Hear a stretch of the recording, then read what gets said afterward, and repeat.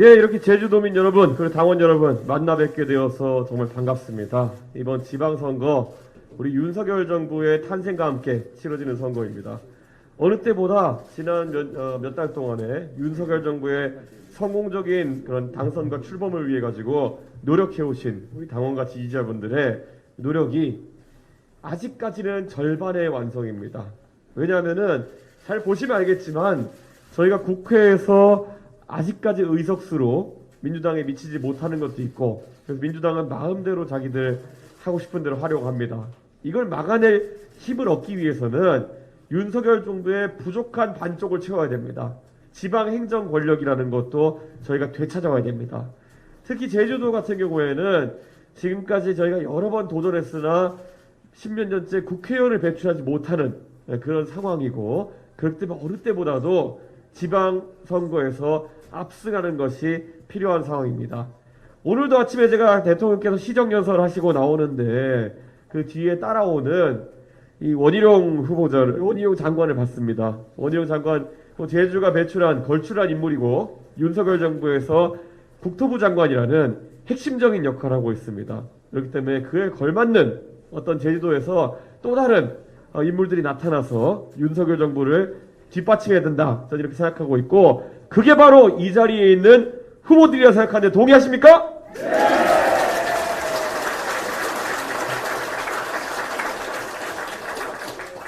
예, 저도 제주도 많이 옵니다. 많이 오고, 특히 저는 서귀포항 앞에서 스쿠버 다이빙을 많이 즐깁니다. 그런데 사실 최근 몇 년 사이에 코로나 때문에 그 행렬도 많이 줄었던 것도 사실이고, 관광산업 전반에 타격이 오고, 그래서 늘어나기만 하던 제주도의 인구, 살아나기만 하던 제주도의 경기가 조금은 침체기 하강기로 들어선 것이 아니냐라는 지적이 있었습니다. 그런데 저희는 여기에 대해 가지고 당당하게 정책으로, 저희가 이제 여당입니다. 그렇기 때문에 국가적으로 제주도에 하는 지원들, 이런 것들을 다 이제 여당이 설계하고, 특히 제주도의 기반시설과 인프라에 대한 다양한 판단과 그 지원은 바로 이 제주도 출신 원희룡 국토부 장관이 할 수 있는 거 맞죠, 여러분?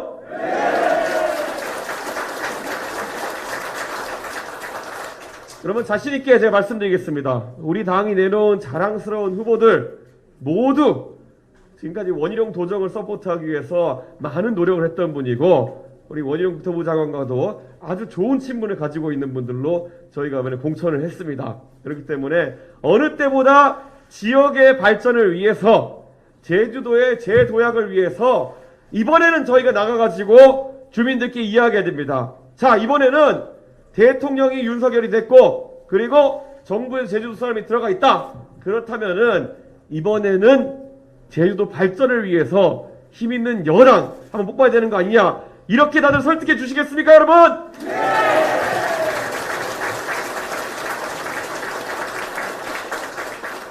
우리 윤석열 대통령께서는 선거 바쁜 와중에도 마지막까지 제주도민과의 작은 약속 하나까지 지키기 위해 노력했습니다.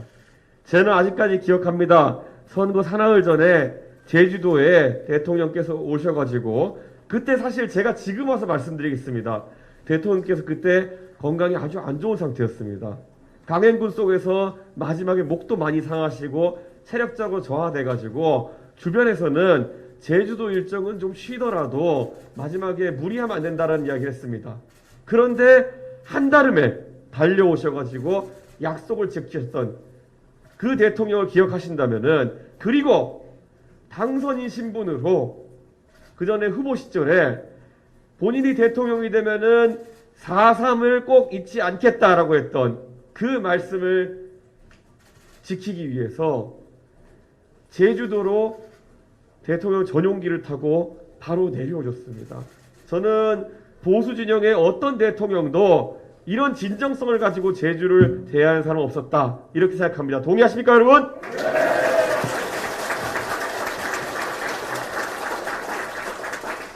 이제 이틀 뒤면은 광주에서는 저희가 5.18 민주화운동을 기념하기 위해서 대통령께서 특별 열차를 마련하셔서 우리 당의 대부분의 국회의원을 같이 대동하고 5.18 광주 민주화운동과의 역사적인 새로운 대화를 시작합니다. 저는 이미 제주도는 지난 4월 3일 대통령께서 새로운 보수 정당의 지향점을 보여주셨다, 이렇게 생각합니다. 저 개인적으로도 당 대표가 된 이후 지금까지 4.3 평화공원을 5번 방문했습니다. 앞으로 이 4.3과의 새로운 역사적 대화, 저희 국민의힘이 주도해 나갈 것이고, 저는 확신합니다. 내년 4월 3일에는 당연히 우리 대통령께서 광주에서 이번에 시도하시는 것처럼 어쩌면 우리 당 소속 의원 전원을 이끌고 또다시 이제 4.3과의 대화를 시도할지 모르겠습니다. 지금까지 우리가 제주에서 과거 역사 속의 복잡한 문제 때문에 지지를 받지 못했다는 그런 평가가 있다면은, 이제 우리 당원들과 지지자들께서는 당당하게 가서 이야기하시면 좋습니다.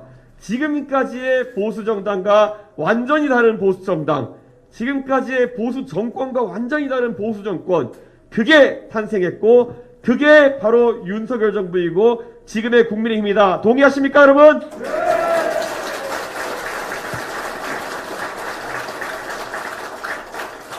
우리 허양진 후보, 제가 어딜 가서 들어봐도 저희가 사실 당에 보면은 구미의 김영식 의원님이 금호공대 총장으로서 우리 허양진 후보와 같이 국립대학교 총장 모임에서 같이 활동하신 적이 있습니다.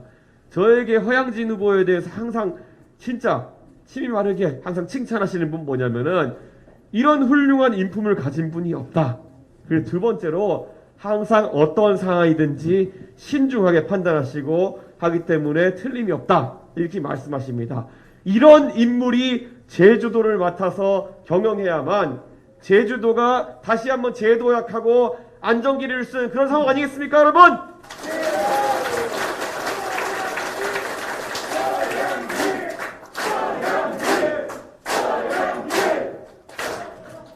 이번에 우리 허양진 위원장께서 제주에서 대선을 지휘하시면서 정말 많은 기여를 해주셨기 때문에 저는 이번에 제주에서 또 많은 도민들과 또 시민들께서 우리 허양진 후보를 만들어주셨다고 생각합니다.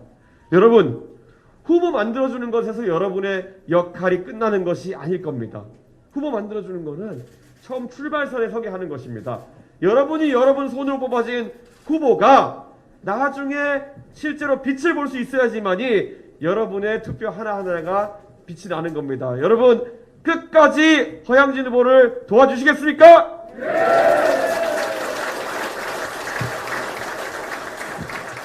그리고 우리 이번에 보궐선거가, 또 국회의원 보궐선거가 치러집니다. 부상일 후보, 저도 제가 정치를 처음 시작할 때 10년 전에 생각이 납니다. 그때부터 본인의 고향에서 어려운 도전을 하던 후보, 바로 누구죠?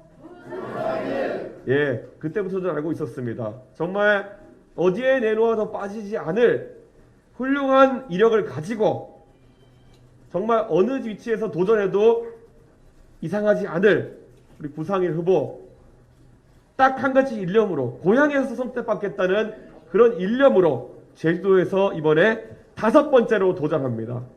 저도 제가 박근혜 대통령이 처음에 저를 영입했을 때 제가 여러 곳에 출마 제안 받았음에도 서울의 북쪽 끝 지하철 종점인 상계동에서 선거를 도전하겠다고 해서 저도 3번 떨어졌습니다. 그렇기 때문에 아마 제가 부상일 후보의 그 진실된 마음과 그리고 앞으로 가고자 하는 길을 어렴풋이나 이해하고 있을 것이다, 저는 이렇게 생각합니다. 여러분, 지금까지 부상일 후보를 고생길에서, 고난의 길에서 계속 안타까운 마음으로 지켜봐 주신 이유는 언젠가 이 제주도를 위해 가지고 큰 일을 할 것이기 때문에 강하게 키우려는 여러분의 마음 아니었습니까?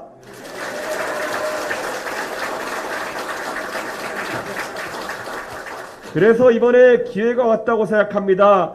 저는 국회의원 선거 3번 떨어지고 당대표가 됐습니다. 국회의원 선거 4번째 떨어졌던 부상일 후보는 역시나 이제 큰일을 해야 됩니다. 그렇지 않습니까, 여러분?